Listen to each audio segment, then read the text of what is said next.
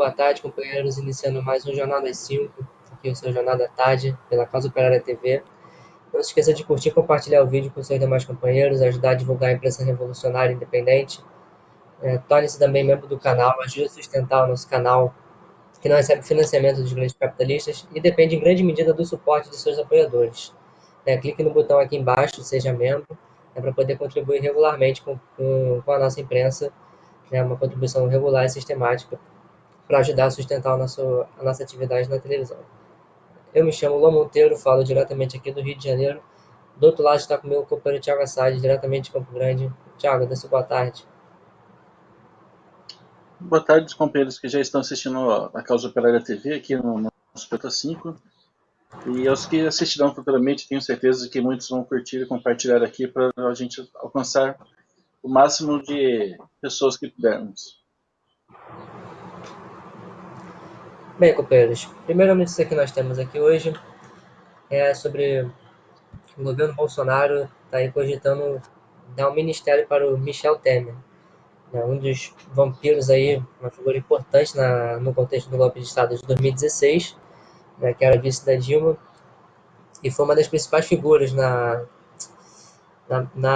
realização do golpe, em toda aquela discussão que teve, aquela coisa de mover as peças e tudo mais. E agora aparece sendo cogitado para poder possivelmente substituir o ministro de Relações Exteriores, o Ernesto Araújo, que é uma figura mais ligada à extrema-direita, uma figura mais bolsonarista, uma dessas figuras mais bem grotescas do governo, daquele tipo que dá todo tipo de declaração que deixa a burguesia sempre meio descabelada, porque acaba dando muito problema. O Michel Temer acaba servindo aqui como uma forma de conter a situação por parte da burguesia, visto que é um ministério de fato muito importante. Ao que se cogita aí é uma indicação aí, uma ideia dos próprios militares, para poder deixar o governo mais aproximado do PMDB. O que a gente sabe que, no final das contas, foram todos esses golpistas tradicionais que colocaram o Bolsonaro no governo. É o PMDB, é o DEM, do Rodrigo Maia, é o PSDB. São essas figuras, elas estão totalmente ligadas. Então, nesse sentido, acho que também cabe comentar que boa parte tem setores de esquerda aí que acabam acreditando que existe uma direita que seja mais civilizada, que não teria nada a ver com o governo Bolsonaro, que essa direita estaria aí disposta a combater o fascismo, sendo que o que não falta são evidências de que elas compõem o regime político que a gente está vivendo agora. Todos eles fazem parte do golpe e eles compõem o governo Bolsonaro. Nesse sentido, não há que se fazer qualquer tipo de diferenciação entre a extrema-direita e a direita tradicional, mas no final das contas eles trabalham pelo mesmo objetivo. Então eu considero aqui como, no mínimo, interessante essa tentativa de indicar o Michel Temer, uma figura importantíssima aí no golpe, para um cargo desse de uma considerável confiança. Eu queria ver se o companheiro Thiago quer fazer um comentário a respeito disso. Essa é uma coisa que está sendo destacado também na imprensa, é que eles teriam supostamente um almoço amanhã que foi transferido para justamente tratar dessa articulação maior. O Bolsonaro e o ex-presidente Temer teriam um encontro que foi prorrogado, que acabou sendo adiado, mas isso, na verdade, essa aliança entre eles, na verdade, não é nenhuma novidade. O Bolsonaro ele já convocou o Temer para liderar a missão brasileira no quando teve aquela situação lá da explosão no Líbano, até hoje muito estranha, né? Que levou, na sequência, um tsunami político lá, colocar o regime libanês em crise. Mas não mostra justamente isso que você está colocando, né? Essa suposta distinção entre um Temer que fala um português mais doutoral, professor de direito, e um cavalo falando do Bolsonaro, ela na verdade ela é extremamente superficial, sendo ambos os dois golpistas sendo representantes da burguesia. No final você tem sempre a mesma política por trás deles, com algum grau de disfarce, né? que pode interessar em um determinado momento a burguesia e, de repente, também eles podem mudar de ideia. A gente tem que destacar que isso tudo está acontecendo também no meio da crise que está aberta no interior da direita, a sucessão aqui à Câmara. O Planalto está tentando emplacar aqui Arthur Lira para substituir o atual presidente Rodrigo Maia, do DEM, né, que está apoiando alguém do MDB, o mais cotado aqui para substituir pelo da direita centrista, né, o DEM, MDB e o PSDB, seria o candidato do próprio do Temer. Mas aqui, quando se trata dos interesses da burguesia, eles vão considerar muito mais a conjuntura política do que questão de nomenclaturas, né? Claro que isso indica ao contrário do que foi dito, que o negacionismo, a extremo bolsonarismo perdeu nas eleições, a gente está vendo agora nessa articulação, controlar a Câmara. Existe uma articulação muito forte aqui em torno desse grupo, que coloca em xeque, inclusive, essa suposta vitória que foi conseguida não pela esquerda, mas pela divisão da direita, né, nas eleições municipais, e que está se mostrando agora também, e está trazendo, por sua vez, pressão para a esquerda, que está se vendo obrigada aqui, sem ter conseguido fazer nada no institucional, a voltar aqui a apoiar o menos pior entre os dois, entre o bloco do representado por Arthur Lira, né, apoiado por Bolsonaro, e que no momento vai se apresentando como o candidato Maia, fugiu agora o nome dele, mas do próprio MDB, que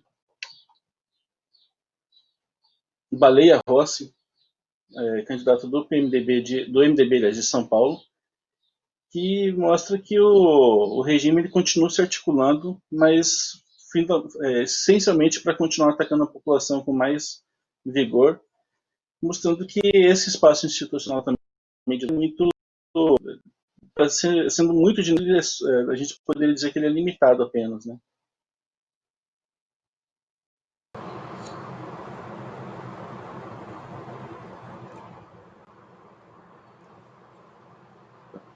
Bom, seguindo aqui com a nossa pauta, a gente vai entrar aqui em mais um assunto que tem sido rotina aqui, né? Sempre acaba aparecendo no nosso noticiário aqui da Pós Operária TV e nos demais noticiários aí Brasil afora.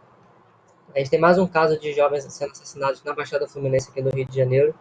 Na semana passada a gente estava discutindo sobre o assassinato de duas crianças, né? No município de Duque de Caxias, que também fica na Baixada Fluminense. O caso de hoje aconteceu no município de Belfor Roxo, que são locais aí muito conhecidos pela violência que o Estado costuma praticar, né, e pela situação de extrema pobreza que vive a sua população. O caso acabou resultando aí na prisão dos policiais militares, né, por conta desse episódio que está totalmente mal esclarecido, né. Ao que os PMs dizem, eles estavam eles negaram ter atirado e diziam que estavam fazendo uma abordagem ao carro, né, por conta da atitude sempre suspeita, né, devido ao horário local em que o veículo estava estacionado, né. Então, e aí eles acabaram fazendo aquelas abordagens truculentas, né, na defesa deles não aconteceu nada disso, não houve tiro, sequer teve registro de ocorrência do acontecimento, né, mas eles certamente tiveram que se desfazer do corpo dos dois jovens que eles acabaram por assassinar. Né. Passar a bola para o companheiro Thiago fazer um comentário rapidinho sobre esse tema.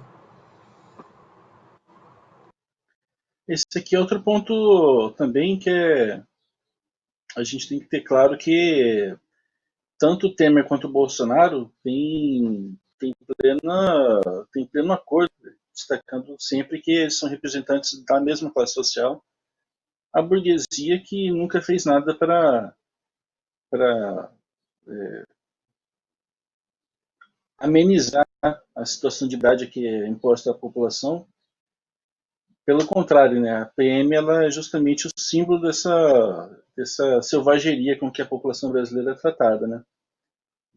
Resistiu à ditadura militar e continua até hoje, provocando situações verdadeiramente bárbaras. Isso aqui ele acabou sendo coisa extremamente escandalosa, porque, como foi destacado na imprensa, os dois garotos eles já estavam inclusive foi filmado, tem imagem tudo, e os dois estavam algemados, não havia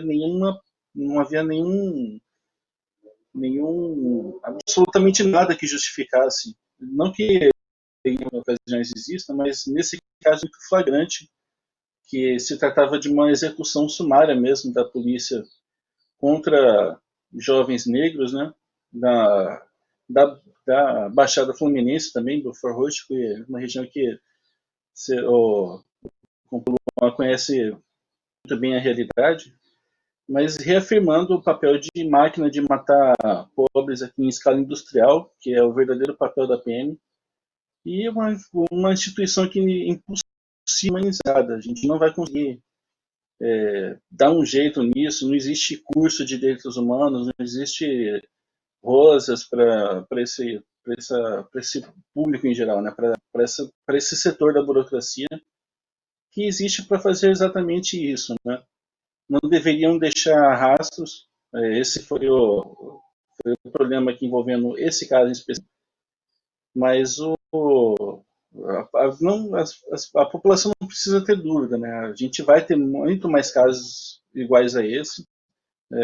Todas você vai continuar tendo casos cada vez mais escabrosos, porque a instituição ela existe para isso, para fazer exatamente isso. E ela só pode ser enfrentada também por uma mobilização popular aqui forte pelo fim imediato da PM e também no PCO nós defendemos sempre o direito a se armar. E fica claro que esse é outro fator que ajuda muito a PM a ser extremamente abusada na hora de barbarizar com a população, porque sabe também que do outro lado não vai ter resposta, né? Então, são duas pautas aqui muito importantes para que, sobretudo a classe trabalhadora e a população pobre, abandone de vez esse pacifismo que a esquerda coloca e lute tanto pelo direito de se proteger desses monstros, como também lute pelo fim dessa instituição que é só para fazer isso. Não tem outro objetivo a PM. Isso nunca teve e não é agora que vai ter.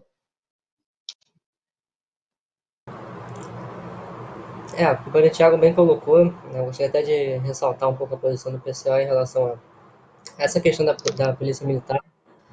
Então é necessário haver uma ampla mobilização pela dissolução, né, para acabar com esse órgão de repressão do Estado burguês e também pelo direito do armamento da população, que é o único mecanismo legítimo de defesa, além de se tratar de um direito democrático. Então, é uma das condições que nós temos para poder tentar que a população tenha um mínimo de sobrevivência.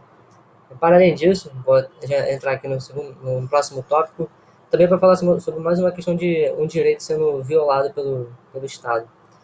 Né? O promotor Lindson Jimenez, né, que atua no estado de São Paulo, ele encaminhou um pedido na justiça para que as saídas temporárias dos detentos, né, a conhecida saidinha, né, do final do ano, para que elas sejam suspensas e proibidas por conta da pandemia do coronavírus. Né? A Secretaria de Administração Penitenciária já havia autorizado essa saída para poder começar no dia 22 de dezembro, e os detentos deveriam retornar até o dia 5 de janeiro. Né? Como todo mundo já conhece, né, a extrema-direita ela faz uma campanha muito forte, né? A direita sempre tenta difamar, né? Faz uma discussão toda em torno dessa questão da saidinha, né? Sendo que se trata de um direito, né? É um direito conquistado aí e muito pouco respeitado, né? Então, acho importante a gente ressaltar um pouco aqui mais uma vez a burguesia aproveitando esse momento da pandemia para poder implicar qualquer mais ataques à população, né? Sobretudo a população carcerária, que já é uma população que está numa situação muito degradante, né? Vive em condições subhumanas ali, né? Muitos delas sequer conseguem chegar ao final do seu seu tempo de prisão ali, né? A gente acaba morrendo no meio do caminho. A maior parte desses presidiários estão presos por motivos banais, por uma apreensão de uma quantidade ínfima de alguma droga, muitas vezes forjada, são pessoas que sequer tiveram processo em julgado em todas as instâncias. Então, muitos deles são presos provisórios. Então, a gente vê que acaba sendo mais um desses ataques que a burguesia desfere para a população. Passa a bola para o companheiro Thiago fazer seu comentário.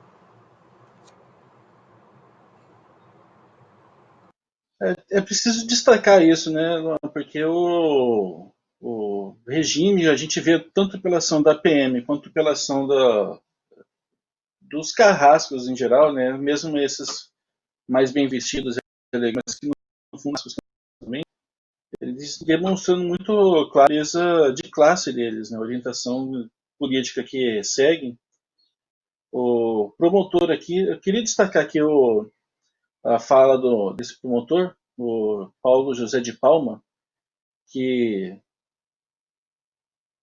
que tá nessa luta aqui para proibir um direito, né? A gente tem que sempre destacar isso, isso é um direito da população carcerária. A maioria, como você colocou, está lá presa por motivo banal. A gente poderia até considerar crimes políticos, se você pensar em questões como o tráfico de drogas, qual o real perigo qual no mundo jurídico se fala nos bens jurídicos fundamentais, quer dizer, vida, liberdade, essas coisas, nada disso foi violado, mas você tem uma massa imensa de seres humanos presas por quebrar uma lei que é ficcional apenas, né? Não matou, não roubou, simplesmente está lá porque um determinado tipo de comércio foi considerado crime e jogou-se essas pessoas lá, mas aí para que essas pessoas não saiam de lá como massacradas nesse verdadeiro que é o sistema brasileiro, o promotor destaca aqui que, entre parênteses, citando ele aqui literalmente, não bastante, em tempos de pandemia, acaba se constituindo também numa grande questão de saúde pública. Onde que está o risco, já que a preocupação é saúde, né? Em tempos de pandemia, onde que essa população tá mais ameaçada? Amontoada naquelas condições infernais lá dos presídios, ou em condições também muitas vezes degradantes, como são as residências da população pobre, e, sobretudo essas que são a maioria no sistema, nas cadeias, mas ainda assim ainda com algum espaço para se respirar, né? Coisa que nas celas superlotadas não tem nenhuma. Quer dizer, é um festival de cinismo, inclusive, o que o poder público faz. Você vê que eles querem manter a população presa lá justamente para isso, para matar eles pela pandemia.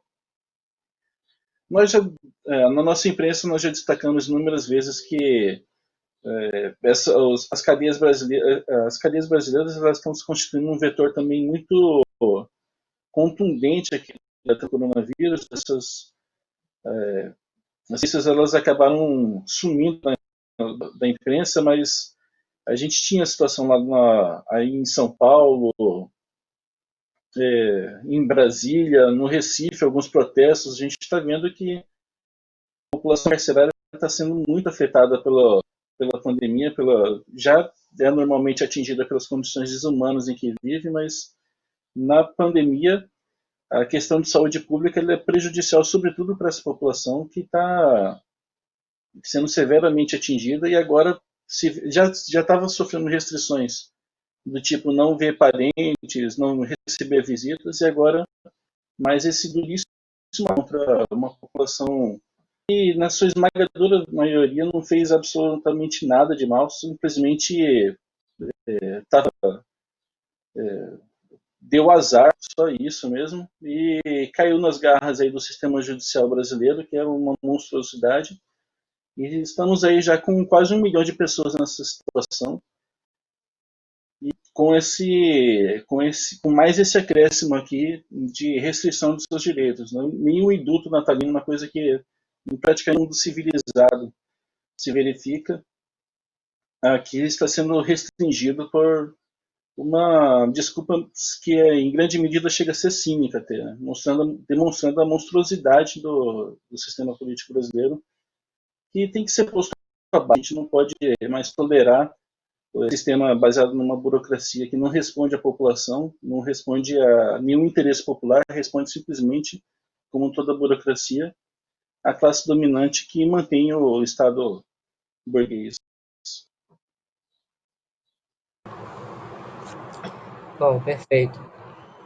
Entrando aqui no próximo tópico, uma notícia diretamente de Portugal. Está havendo uma greve dos trabalhadores do serviço de apoio hospitalar. Uma greve que vai durar 2 dias, começou hoje e deve durar até amanhã. Estão reivindicando melhores salários e compensações pelo esforço no período da pandemia. Houve uma concentração em frente ao parlamento. Essa greve foi marcada pela Federação dos Sindicatos de Agricultura, Alimentação, Bebidas, Hotelaria e Turismo de Portugal, né? Então, você vê mais uma manifestação de trabalhadores aí pelas condições que estão tendo que trabalhar em meio à situação do coronavírus, né? Você vê que em Portugal, um país consideravelmente mais desenvolvido, também enfrenta todos esses problemas que são frutos não é só a questão de ser um país desenvolvido ou não. Como a gente sempre costuma reforçar aqui, se trata sobretudo de um problema político. Mas a gente vai discutir um pouco mais à frente o panorama geral do coronavírus. Queria só ver se o companheiro Thiago quer fazer um comentário rapidamente, antes da gente seguir aqui para entrar no nosso tema principal. Destacar que são os profissionais de saúde, eles estão no mundo inteiro, a gente está vendo com essa notícia que eles estão sofrendo um ritmo assim de privações, inclusive, muito intensos, né? Jornadas de trabalho extenuantes. A gente viu em São Paulo a contratação de residentes de áreas distintas para atender doentes pela pandemia, jornadas insanas de trabalho. É uma reivindicação que a mobilização dos funcionários de saúde de Portugal é uma coisa que a gente tem que exaltar mesmo. A redução de trabalho, da jornada de trabalho para 35 horas semanais, inclusive, é uma das bandeiras que o PCO defende. A gente tem que fica o exemplo aqui, porque realmente, ainda mais nesse momento que você tem tanto desemprego, não faz sentido você ter tanta gente trabalhando 40, 42 horas com gente. Isso teria que ser reduzido drasticamente para comportar o máximo de pessoas. E em tempos de pandemia, isso significa também do tempo de exposição ao contágio, quer dizer, ainda mais para a situação que está lidando com um quadro muito caro, né? Está lidando com doentes, enfim. Fica também aqui para os companheiros trabalhadores da saúde que para se organizarem também nos seus coletivos, nos seus sindicatos e reivindicarem também esse tipo de pauta, porque diz respeito, inclusive, diretamente à vida desses companheiros, né, que estão aí se arriscando cada vez menos e, e precisam superar uma situação muito diversa. Só uma coisa antes de devolver a pauta para você, Luan, eu gostaria de destacar aqui o companheiro Sou Eu que mandou. É engraçado falar assim, mas é o nome aqui, Sou Eu que mandou um sol e uma boa tarde, companheiro. E também Gema Forte, um perfil que se tornou assinante do nosso canal. Eu queria agradecer o companheiro ou a companheira Gema Forte e pedir para os demais companheiros para também se espelharem nesse exemplo para ajudar a construir o canal da Causa Operária TV, um canal que tem um lado, sim, ao lado dos trabalhadores, tem um lado também do Fora Bolsa da campanha pela Frente Única por Lula 2022. Perfeito, como o companheiro Thiago bem ressaltou, né?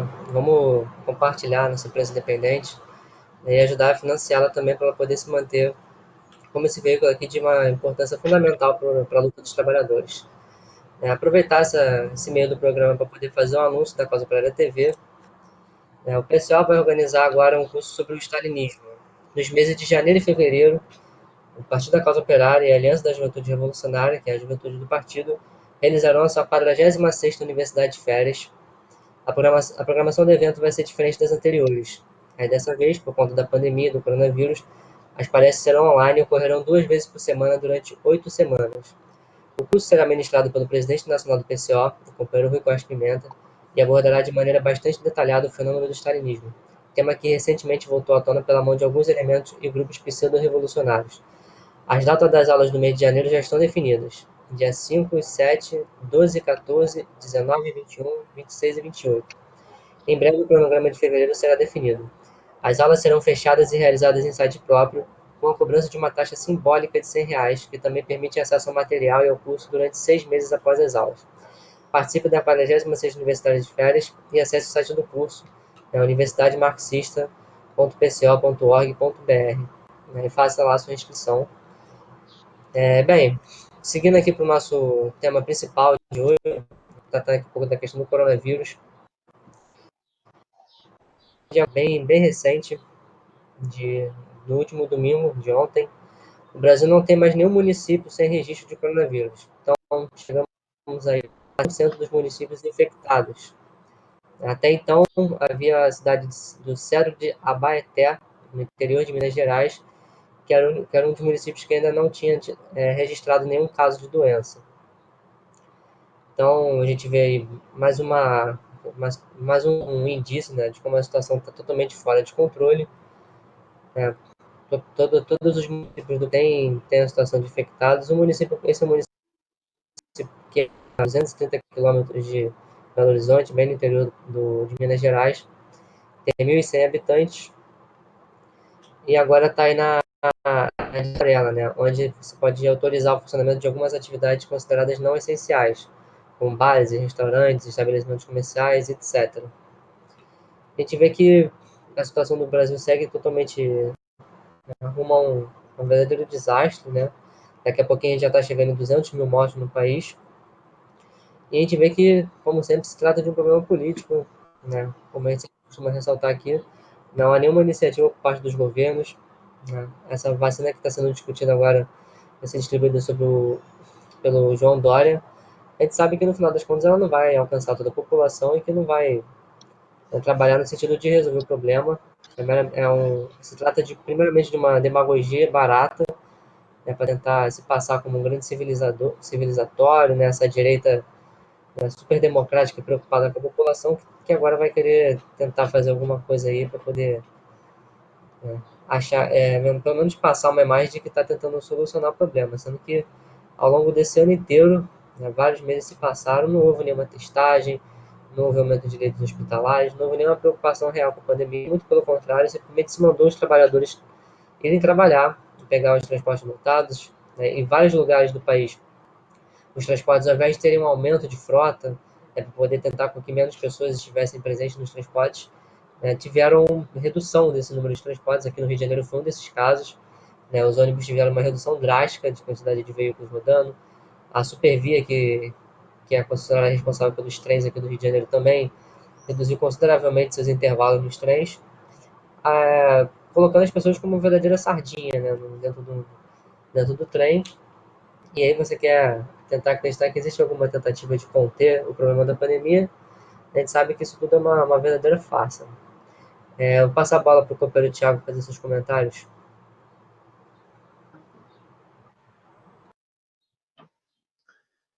É interessante destacar também que esses aqui são apenas os números oficiais, né? A gente tem que considerar que o tudo bem que numa cidade com 1.500, aqui é uma cidade muito pequena, 1.157 habitantes, é mais fácil a população ter noção de quem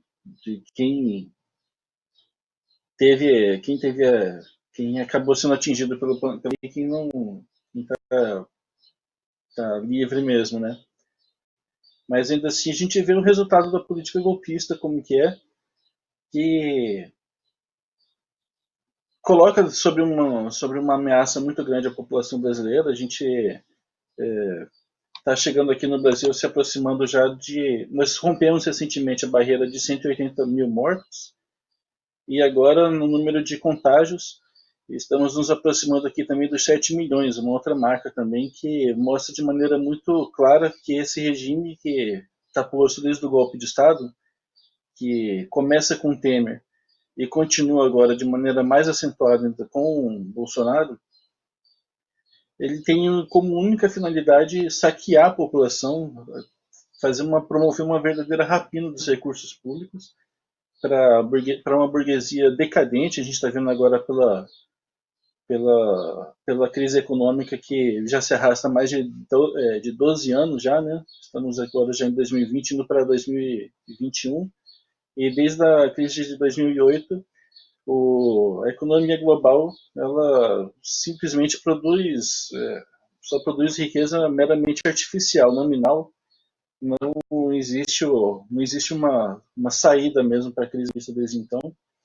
A única que eles encontraram foi essa, apelar para a expropriação brutal da população, que aqui no Brasil se concretiza de maneira muito crítica com a situação da pandemia. A gente está vendo que não existe controle algum, não existe sequer esforço em controlar, só existe os ataques contra a população e o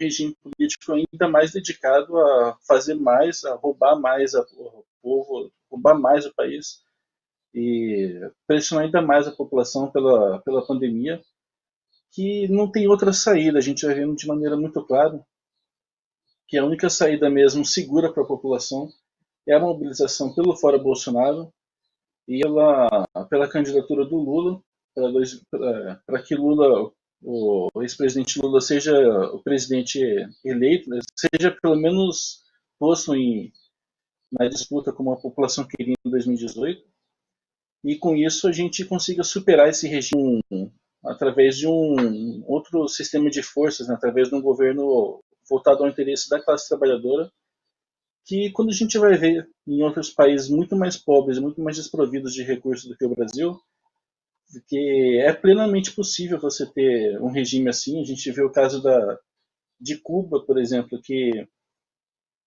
tem um serviço de saúde desenvolvido a ponto de, no meio de uma pandemia dessas, levar médicos, né, inclusive para países muito mais desenvolvidos, com mais recursos do que a própria Ilha Caribenha, como é o caso que a gente viu na Itália, em outros países do primeiro escalão do imperialismo, né, mostrando que um regime político voltado, amarrado aos interesses populares e preso aos interesses da classe trabalhadora, num país tão rico e desenvolvido quanto o Brasil, embora sendo um país atrasado, é um país muito mais desenvolvido do que Cuba e Venezuela, por exemplo, a gente poderia ter uma situação infinitamente melhor aqui, o que não se dá por causa do sequestro que existe dos recursos públicos e da prevalência do interesse da burguesia contra, inclusive, a vida da população, a saúde e tudo mais, né? Bom, perfeito. Seguindo com o nosso próximo tópico, ainda falando sobre a questão do coronavírus, os Estados Unidos começou oficialmente sua distribuição de vacinas, né, a vacina da empresa Pfizer iniciou exatamente hoje, né, nessa segunda-feira. A vacina, como na maioria dos lugares, ela vai ser voltada para pessoas do grupo de risco, acima de 80 anos, e profissionais da saúde, né, e também pessoas que atuam em asilo. Né. Além disso, essa vacina também vai ser distribuída pela rede privada, né, a própria companhia de correios, né, o FedEx, que também é privado, também vai ser responsável pelos envios pelo resto do país. E bom, tivemos a primeira pessoa já vacinada dos Estados Unidos, que foi uma enfermeira de Nova York. O que eu acho que a gente tem que considerar aqui nesse novo acontecimento é que, como o Thiago bem ressaltou, né, a gente não vai ter necessariamente algum avanço, né, ao contrário de demais países onde havia uma tentativa de enfrentamento, países que são inclusive alvo de todo tipo de embargo e de pressão econômica, como o caso da Venezuela e de Cuba. Né, a gente não tem aqui que criar nenhuma ilusão de que os Estados Unidos vai ser o país que vai vacinar toda a sua população e vai conter a situação do aumento dos casos da pandemia. Certamente é uma iniciativa para poder, ela acaba servindo para passar alguma preocupação com o país, né? Inclusive ela acaba vindo muito a calhar, né, logo após as eleições. Então, a gente não deve ficar alimentando nenhuma esperança de que os governos capitalistas estão de fato preocupados com a sua população. A começar pelo fato de que não vai ser todo mundo que vai ser vacinado, né? Existe um primeiro grupo de prioridades. A gente conhecendo um pouco mais de política, o pessoal que já é mais rato velho, sabe que no final das contas isso aí em grande medida uma demagogia, uma tentativa de conter a polarização que existe pelo fato da população estar revoltada diante dessa situação. A população segue morrendo, então você tem que pelo menos enganar, ou pelo menos tentar enganar a população para poder falar, não, a gente está tentando fazer alguma coisa, vamos tentar resolver essa situação. Então tem todos esses mecanismos para poder tentar, né, conter. Da mesma forma, várias outras medidas da burguesia, todas elas durante a pandemia foram no sentido de conter a revolta que poderia vir da população a qualquer momento. No caso dos Estados Unidos, a gente teve lá grandíssimas manifestações depois da morte do jovem negro George Floyd. A gente vê que a população ela está muito revoltada, então às vezes você tem que tentar procurar algum mecanismo para poder conter essa revolta. Então eu reforço aqui que não deve se criar grandes ilusões, né? Não alimentar a esperança de que vai sair todo mundo vacinado e agora a pandemia vai ser controlada nos Estados Unidos e em qualquer outro país que ainda tenha essas necessidades do capitalismo e desse regime falido da burguesia, totalmente antipopular, né, que está totalmente preocupado somente com salvar os banqueiros e deixa tudo nas costas da população. E é mais ou menos isso. Né? Vou passar para o companheiro Thiago fazer o comentário dele. É só uma coisa a acrescentar que eu queria colocar, na verdade, reforçando o que você falou da gente não, da população não entrar nessa euforia, porque essa euforia a gente já conhece ela mais ou menos, né, Luan? Temos visto muito no último período, quando a imprensa, quando a burguesia começa com uma onda de otimismo assim, a gente tem sempre que desconfiar, não é coisa boa, nunca ficam felizes pela população, só ficam pelos interesses da guia mesmo, né? Então é preciso ter muita cautela quando vê essa questão das vacinas. Claro que todo mundo quer a superação da pandemia, mas tem que ver como que vai se dar isso de fato. Aqui, a gente vê que essa da empresa que fabrica a Pfizer tem algumas. Eles estão colocando essa assim, a vacinação meio que é conta-gotas, aquilo se espera, né, que vão ser vacinados 130, pessoas, 130 milhões de pessoas dividido em parcelas aí trimestrais. Nos Estados Unidos também a gente está vendo, na verdade, 20 milhões de pessoas para no primeiro mês, isso é menos de 10% da população americana. E aí tem a questão da própria eficácia da vacina também que tem que ser vista, a gente vai falar disso melhor na próxima tema, mas de qualquer forma não é bom a gente acompanhar a burguesia em absolutamente nada, sobretudo quando eles ficam muito eufóricos com alguma coisa. A gente tem sempre que ficar com dois pés atrás e muito atento, porque é geralmente nessas horas que eles aproveitam para dar um golpe aí muito duro contra a população, contra a classe trabalhadora. Maravilha, como o Thiago bem comentou, a gente vai seguir falando sobre a questão da vacina. De acordo com o governo russo, a sua vacina Sputnik V ela segue aí com uma eficácia de 91,4%. Que é exatamente como o Thiago havia acabado de comentar sobre a eficácia dessas vacinas. Essa vacina vinda do governo russo ela acaba sendo muito sabotada pelo imperialismo, né, visto que existe todo um embate econômico, né, entre os principais países do resto do mundo, aí, a Europa, os Estados Unidos. Então, existe uma campanha em torno dessa vacina que está sendo utilizada nos Estados Unidos, que é a Pfizer, né, que também vai ser distribuída em vários outros lugares. Essa vacina do governo russo já teve várias pessoas vacinadas com casos graves e todos eles foram protegidos de alguma maneira. Né? Já teriam aí mais de 200 mil pessoas vacinadas, né, em todo tipo de situação.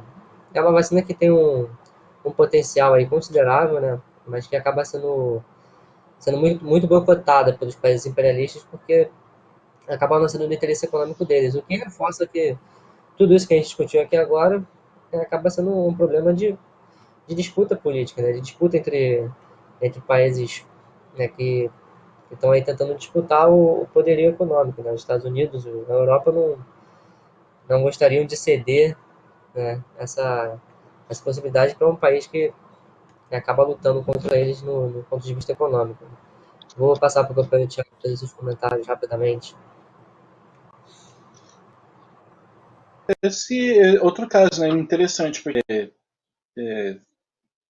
esse é um argumento muito mais sólido a respeito da eficácia da vacina russa, da eficácia dela, né, de 91%, você vê que é 91,4% é uma coisa muito mais concreta sobre como ela, sobre a, como ela é mais eficiente, né, para tratar a questão, essa, o controle da pandemia. Que aqui também, com uma margem dessa de pessoas vacinadas, a gente vai ter uma situação naturalmente que tende pelo menos a princípio, tende a superar a mesma pandemia. Agora, por que nas outras você tem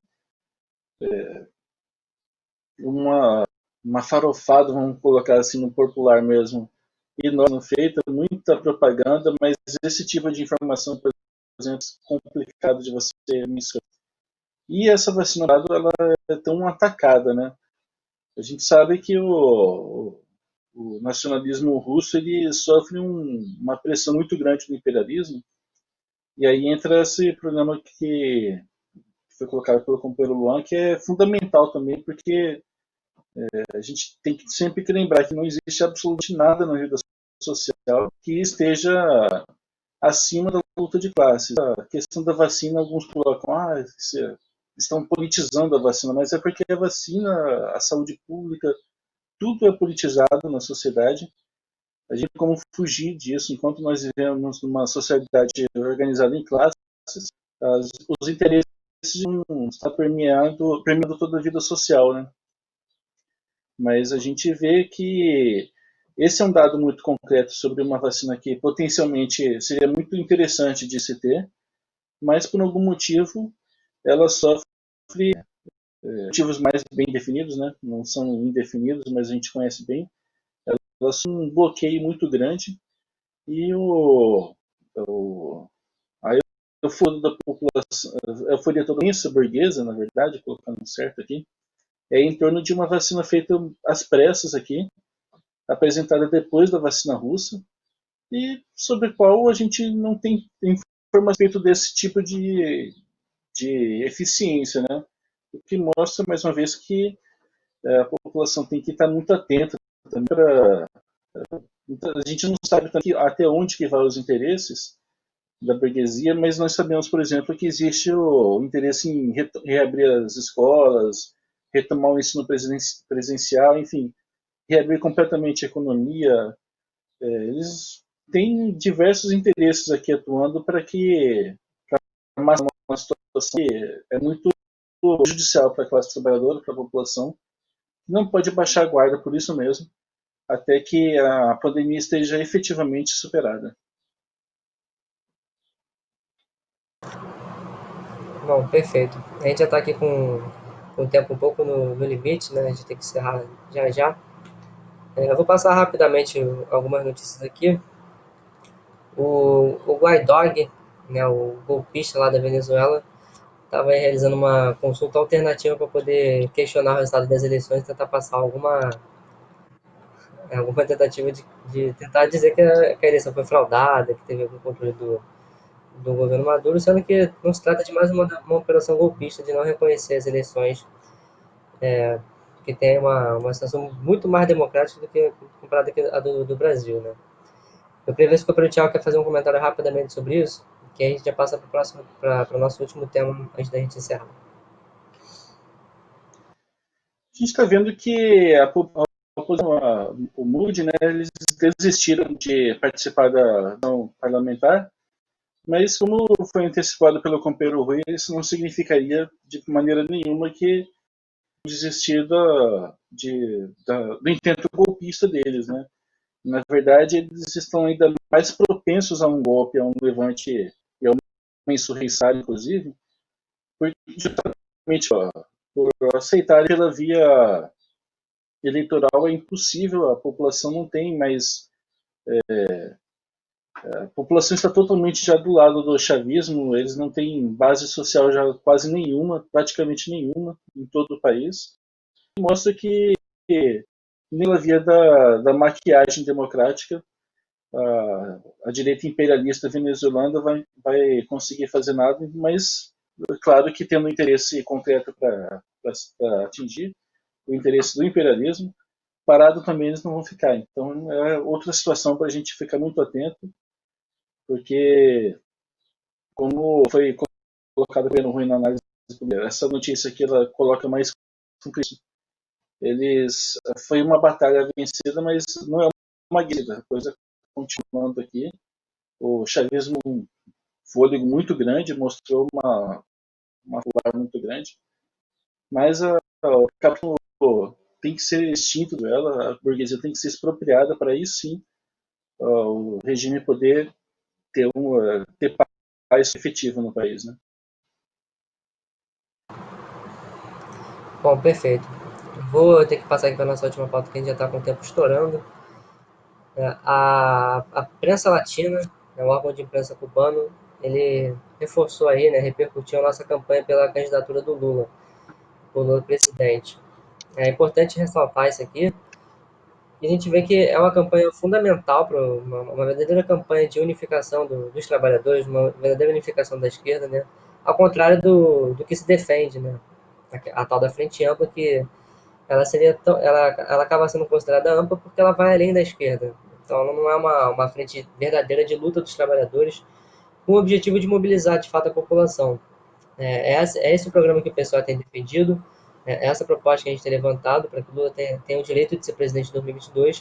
Em primeiro lugar, por se tratar de uma questão democrática, é uma coisa que boa parte da esquerda deixa de mencionar. Não tem como existir uma eleição que seja minimamente democrática sem a presença do Lula. Ele foi impedido de participar em 2018 e agora temos que, no mínimo, garantir seus direitos políticos que não foram restituídos. E se não houver uma mobilização, não vai ter como ter nenhuma eleição minimamente democrática e, quiçá, vai ser algum mecanismo para poder derrotar o bolsonarismo, a extrema-direita e a direita tradicional, e, sobretudo, o golpe de Estado, que foi um dos primeiros grandes marcos onde a gente foi ficando nessa situação que a gente se encontra agora. Né? Eu vou passar para o companheiro Thiago fazer um comentário breve, breve mesmo, para a gente poder já encerrar logo em seguida. O reconhecimento é muito importante, né? A gente está vendo a força também do que significa a candidatura do ex-presidente Lula. E acho que fica aqui o convite também para que os companheiros que estão assistindo divulgarem ao máximo essas notícias estão no nosso jornal online, o Diário Causa Operária. Divulgar o nosso jornal, divulgar nosso canal aqui 24 horas, divulgar ao máximo mesmo, fazer uma campanha de agitação disso, porque o que o Prensa Latina destaca é a fala do companheiro Antônio Carlos de começar o ano de 2021 chamando grandes mobilizações em defesa dos direitos políticos do ex-presidente Lula e da campanha para o Lula presidente, numa frente única mesmo, para que os trabalhadores se unam, não esses acordos de gabinete, mas para a classe trabalhadora unida para impor pela força da mão popular a candidatura do ex-presidente Lula, que é a única forma, o único atalho seguro para a gente conseguir superar essa situação ameaçadora contra a classe trabalhadora, mas que ao mesmo tempo, embora com muitas nuances aqui e até alguns perigos, como é o caso do coronavírus, a situação política ela é, na verdade, muito favorável. A gente está vendo aqui, a gente discutiu a situação da sucessão na Câmara dos Deputados, demonstrando que a direita não é tão coesa quanto ela parece, quanto ela de ser perdida. Os para a esquerda pequeno-burguesa, em grande medida, também acabam se perdendo no meio de tanta confusão, mas o Partido da Causa Operária está colocando aqui uma pauta muito concreta para que a gente se orientar, para que a classe trabalhadora consiga ter um norte político aqui capaz de agir com com efetividade mesmo para superar o golpe e impor um novo regime de força que estabeleça o interesse popular, o interesse dos trabalhadores, que começa com o fora Bolsonaro e, principalmente nesse momento, com o Lula presidente. Bom, perfeito. A gente já vai chegando aqui no final do programa, né? Agradecer a todos os companheiros que nos acompanharam até aqui. Dar mais uma boa tarde para os companheiros que nos acompanharam aqui no chat. O J5 de hoje vai ficando por aqui. A gente volta na semana que vem. O J5 também segue durante a semana de segunda a sexta com outra dupla de companheiros. Eu e o Thiago estaremos aqui novamente na segunda. A Caldo Planeta TV segue com a sua programação 24 horas por dia. Na sequência aqui do Jornal das 5 você vai poder acompanhar a reprise do programa Na Zona do Agrião, foi realizado no dia de ontem. E é isso, companheiros. O Jornal das 5 fica por aqui, volta amanhã, mais uma vez às 5 horas da tarde. Desejo a todos uma excelente final de tarde e até mais, companheiros.